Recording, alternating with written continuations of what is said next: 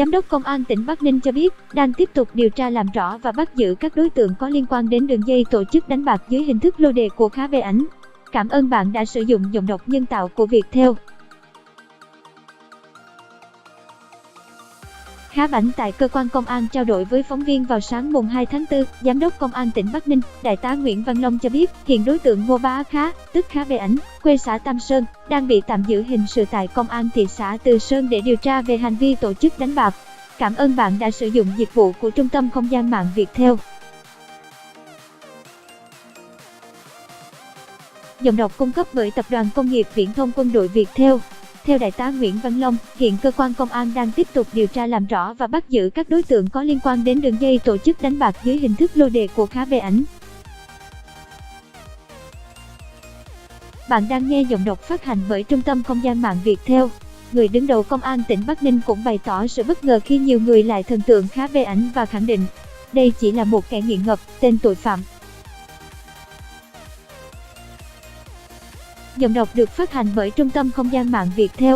Lãnh đạo Công an tỉnh cho hay, cơ quan công an sẽ tìm hiểu một số đơn vị đã mời Khá Bảnh về biểu diễn để có kiến nghị với các đơn vị phụ trách lĩnh vực văn hóa có biện pháp xử lý. Giọng đọc thuộc bản quyền Trung tâm Không gian mạng Viettel.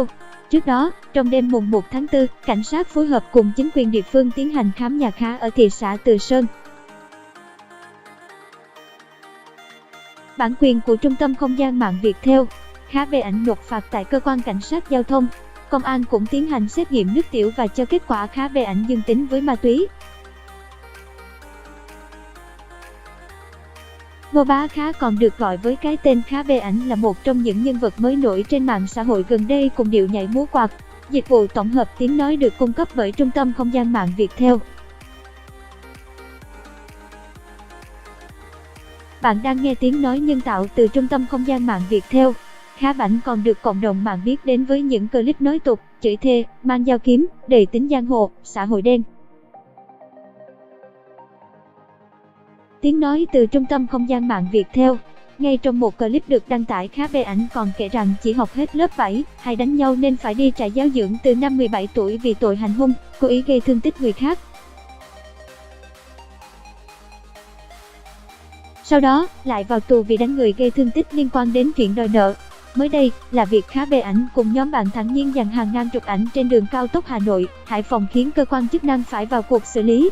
Giọng đọc cung cấp bởi Tập đoàn Công nghiệp Viễn thông Quân đội Viettel. Cảm ơn bạn đã tin tưởng sử dụng dịch vụ tổng hợp tiếng nói của Trung tâm Không gian mạng Viettel. Chiều ngày 21 tháng 3, lực lượng chức năng cũng đã lập biên bản hành chính xử phạt Ngô Bá Khá 5,5 triệu đồng và tước giấy phép lái xe 2 tháng về lỗi dừng đỗ xe trên cao tốc. Cảm ơn bạn đã tin tưởng sử dụng dịch vụ tổng hợp tiếng nói của Trung tâm Không gian mạng Viettel. Vào ngày 26 tháng 3, Khá Về Ảnh tiếp tục đăng một video lên YouTube với tựa đề đi xe máy tốn xăng bực mình đập xe.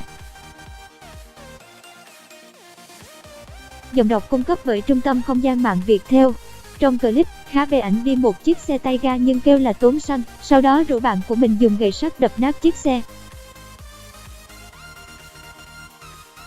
Không dừng ở đó, Khá còn châm xăng, đốt xe và khẳng định đốt luôn không mọi người lại bảo đập xong lại sửa lại cho mới. Bạn đang nghe tiếng nói nhân tạo, phát thanh từ Trung tâm Không gian mạng Viettel.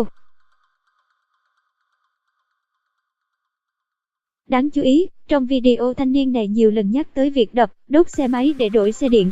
Giọng đọc cung cấp bởi Tập đoàn Công nghiệp Viễn thông Quân đội Viettel. Tiếng nói từ Trung tâm Không gian mạng Viettel.